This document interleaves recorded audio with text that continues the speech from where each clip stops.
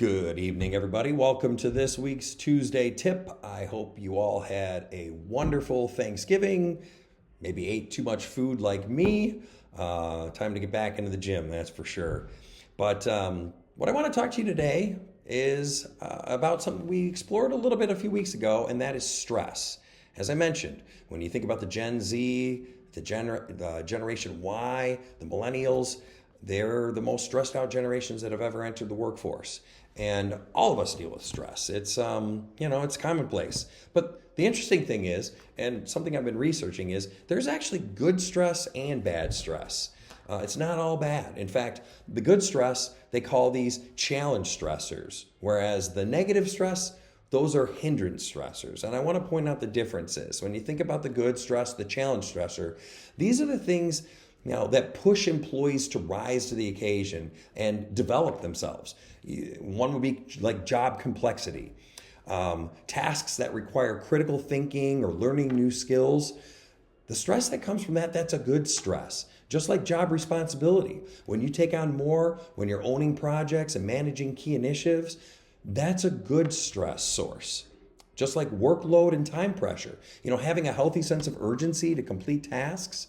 All of these things, these types of stresses, they motivate employees. It encourages creativity and problem solving and personal growth. It's what makes people feel like they're actually achieving something meaningful.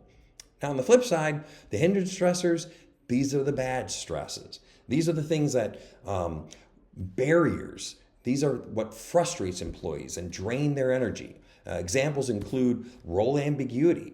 When somebody doesn't know what's expected of them in their job. Role conflict, when you are receiving conflicting demands from different sources of people. Organizational politics. Let's face it, the bureaucracy or the favoritism that goes along with that. Lack of resources, that's another big one. If you don't provide the tools or the support for employees to get the job done.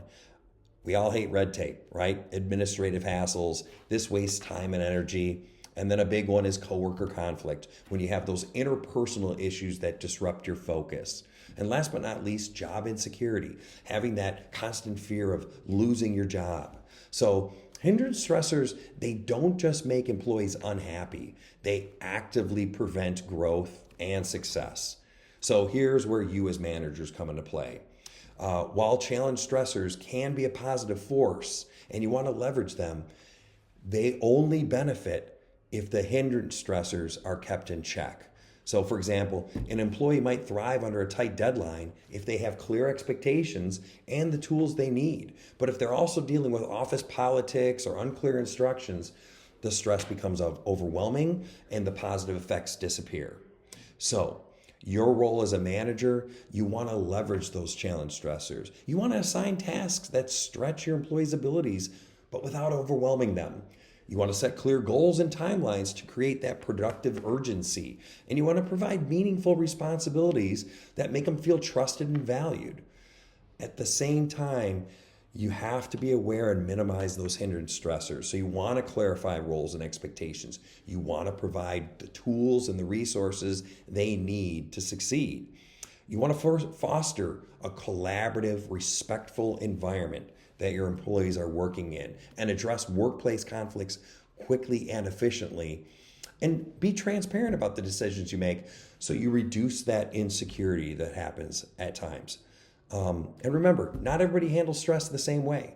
So pay attention to your employees, each of their individual responses. If somebody starts to feel burnt out, reassess their workload or check for those other hindrance stressors that might be occurring. Bottom line is, stress is not going away. It's a part of life and work, but if we understand the differences between challenge stressors and hindrance stressors, then you can leverage an environment where the stress becomes a tool for growth and not that roadblock for success. In any case, that is my Tuesday tip of the week. I hope you're all doing well. Thank you very much.